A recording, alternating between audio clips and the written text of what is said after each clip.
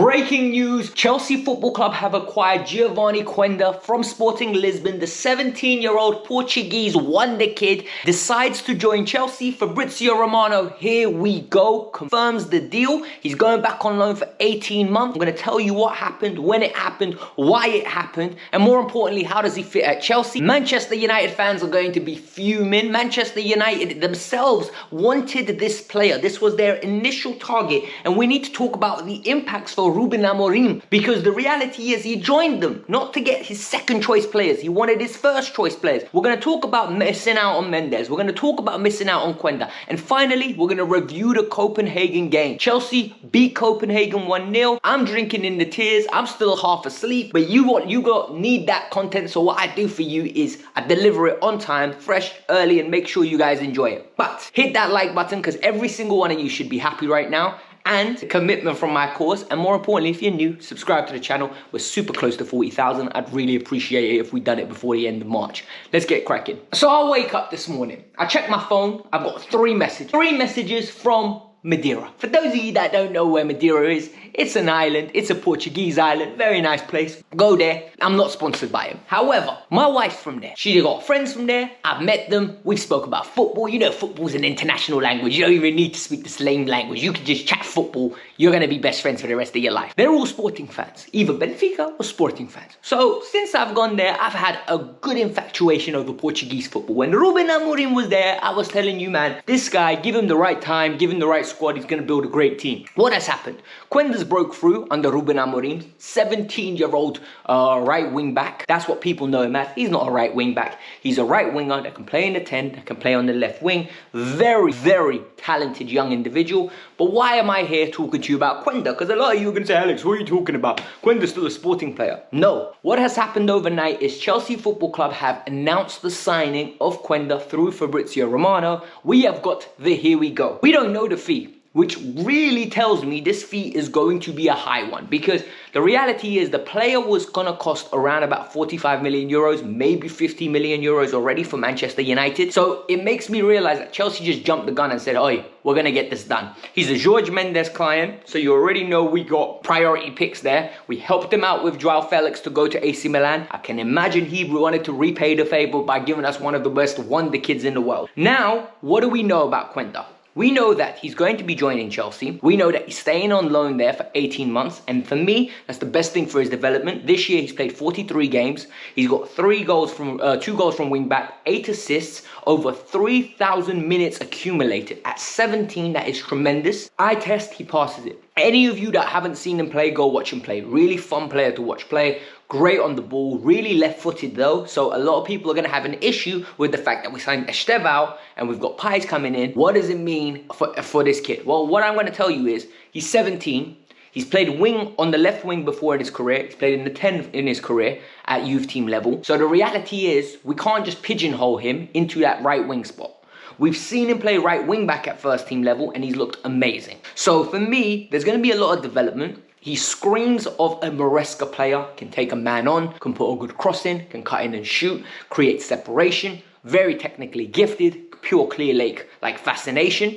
And he will grow and hopefully become a very good athlete. But in general right now, really explosive, intelligent player. This is brilliant business, and I'm going to explain to you why it's brilliant business. Number one, he stays on loan for 18 months. When he's on loan, he's going to be playing regular minutes. He's going to go to the World Cup with Portugal, hopefully play a vital role, comes back after being a star. Number two, he will get consistent minutes to develop and breed out all the negatives out of him. So by the time he comes at 19, he's ready to contribute straight away.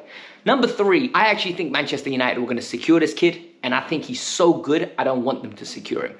I think we're stacked now at the winger level. We genuinely don't need any more. We've got Estevao, we've got Giovani Quenda, we've got Neto, and I think going forward, we don't need to acquire any more talents. We've got Cole Palmer that can play out there. Joao Felix most probably will come back. He's going to have to get sold.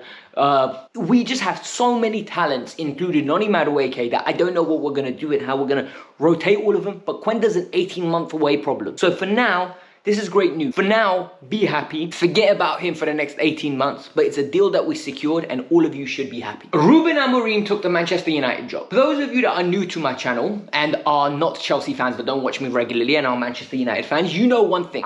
You don't know one thing. I am a huge Ruben Amorim fan. I am a huge Ruben Amorim fan because I've seen what he did at Sporting Lisbon. I watched it. I telegraphed it. I was telling Chelsea for 2 seasons to go get him.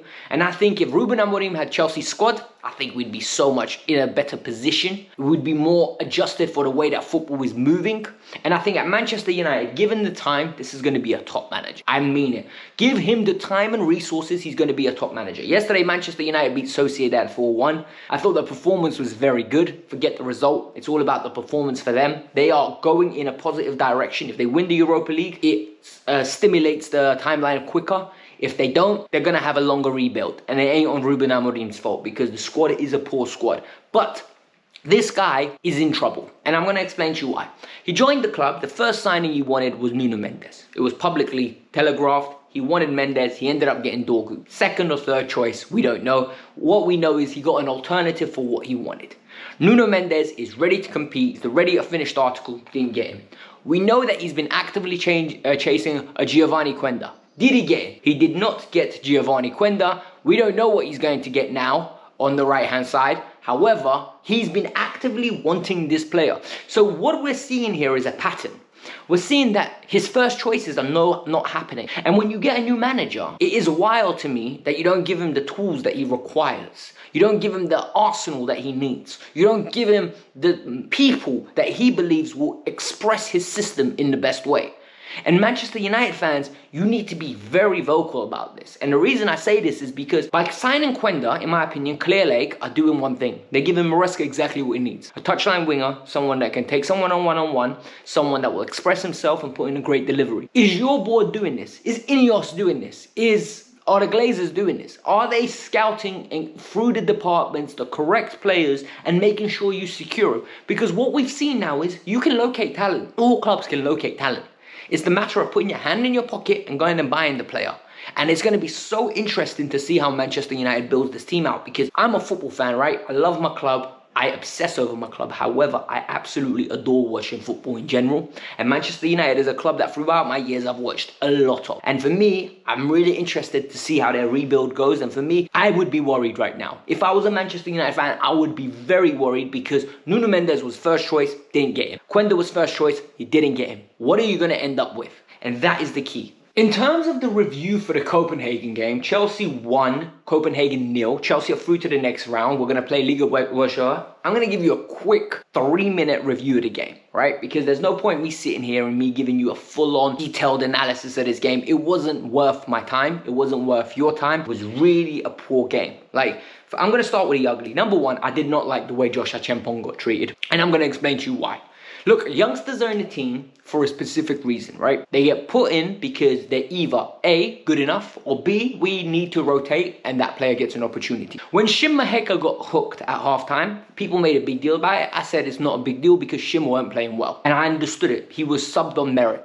And when you get subbed on merit, it's easier to take. However, Josh Achempong was not subbed on merit. I thought Josh Achempong at left back looked very good, looked very composed, and more importantly, coming into the midfield, he looked good, a few mazy runs. All in all, it's a new role to play as a kid. He's exposed at age 18 to do a role that he is not comfortable doing, you can tell. However, Trevor Chalobah on the other side was having a shocking disaster class in that first half. And what happened? Trev also got to play the full 90 minutes, didn't get subbed, and why? I'm telling you now, it's senior pro tags. I'm a senior, I've played more minutes, you're going to play, I'm going to take the kid off. It's the easier thing to do. I don't like that. Not going to be a big deal. I'm not going to say Maresca out. However, I am going to call it out. Because people say I don't call stuff out. That's me calling it out. Next thing, the bad. The first half was diabolical. No shots on target. I don't think we had a shot. We just looked boring, toothless, stale. And what happened was Copenhagen were just a better team. Before we got Copenhagen and played against them, what did I say? I told you guys, I don't want to play Copenhagen or Real Betis too early. The reason I don't want to is because it just exposes us to a better quality of team. Manchester United played Copenhagen, I think it was last year or the year before, and they bopped them off the park. They're a very, very good ball-playing football team, organised and energetic. Quality lacking. Talent In terms of IQ, phenomenal. They run around, they're well structured. If you're not on your game, they'll punish you. And that's exactly what happened to us in the first half. They bopped us off. They won the midfield battles. They were structurally better. They were just secure on the ball. And it caused all sorts of problems where we didn't know how to build ourselves into the game. Furthermore, George, Neto, and Sancho just did not work. Listen, when you've got a fluid front three, look at PSG, right? Barcola, Dembele, HIJACK. It works. It absolutely works. Why? Because they're fluid. They don't stay in one place. They're not regimented. You don't know where once someone's going to pop up. It's chaos. With us, it's not. With us, you know Sancho's going to be on the touchline getting chalk on his boots. You know George is going to be on the other touchline getting chalk on his boots. You know Neto's just going to run around where there's no space because this is a low block. It causes problems. It causes so many issues that we look toothless. The ball gets transferred back in 50-50s and they get back on the attack. We lose the ball religiously and it causes problems. The next thing, Enzo and KDH in that first half were diabolical. Enzo Fernandez was off the pace. He tired, he looked shattered. He did not want to play. And this is poor squad planning, in my opinion. We spent a lot of money in players that we don't trust. KDH got his opportunity. He looked bored, he looked lazy, he looked unathletic, he looked rusty in that first half. And I don't blame him. And the reason I don't blame him is because he plays one game every 4 or 5 weeks. He doesn't play well, we criticize. He doesn't have time to build any consistency, any know-how of how he's going to approach the game. Everything is off the cuff. We need to do better as an institution at buying players and not hoarding them, but giving them actual opportunities. Amugu, we haven't seen Amugu play in a minute. We've signed him, we've seen him one game, and we've played Copenhagen twice, Southampton and Leicester City. If he ain't playing in any of those games, when is he gonna play? Like, genuinely, we are in a situation where we're in the final thing is, Palmer came on and Nkunku came on. The chemistry between those two is non-existent. It's non-existent, and it just reiterates to me that Christopher and Nkunku will be leaving in the summer because they don't look for each other, they don't pass to each other, they don't link up with each other. The way I see Palmer and Noni link up is elite. The way I see Palmer and Jackson link up, it's elite. The way I see Sancho and Palmer link up, they look for each other. In Nkunku and Palmer, it's like either they're beefish or they just don't know how to play with each other. And we've seen enough games now where you should know how to play with each other. And it is a worry because yesterday's game reiterated to me again. When they do pass to each other, it's overhit, it's late, it's not thorough, it's not clean, it's not crisp. I don't know what's going on. It really irritates me. It's annoying. The positive, we've got the job done. We're through to the next round. I think that's the simplest way I could put it. It needed to be done, we got it done. Good teams win when you're meant to win. You let the other team absolutely get angry, play out of their skin, and guess what? You humble them. You still say, not good enough, mate, stay in your lane. The next thing I want to talk about is KDH stepped up and got a critical goal. That goal was a moment of brilliance. He dribbled past two, got a lucky little deflection, kept us cool, slotted it down the right-hand side of the side netting. Very good finish. I'm not going to sit here and gas him up. There's nothing to gas up, but you could see how much that goal meant to him. I've been talking to a lot of people and a lot of people are annoyed with him saying he's not Premier League level. That's nonsense. I don't believe that. I think he is bottom half Premier League level easily. You drop him into Southampton, Leicester, West Ham, all those teams, he's most probably getting minutes consistently. The other thing I want to talk about is the composure shown in the second half. First half was terrible, second half was significantly better. The team came out, stepped up, Cucurella and Palmer made a big difference. Two players got subbed on, all of a sudden a little bit more control in the midfield, a little bit more ingenuity, a little bit more Duracell bunny from Cucurella, and everything's cooking like you want it to be. Everything is up there, being the way that you want it to be. And Tariq George and Josh Achampong got more minutes, and that's the only positives I can take from the game. The game was lackluster, the game was boring, there wasn't much to talk about, and I said I'm not recording that night. It was not worth it. You man don't watch Conference League reviews anyway, bruv, genuinely. So for me, it was just like, what's the point, geezer? But it is what it is. Listen, hit the like button, subscribe to the channel, and if you don't want to hear the news about Enzo Fernandez getting interest from Real Madrid, it's over here. Should we be worried? Should we start panicking? Check it out.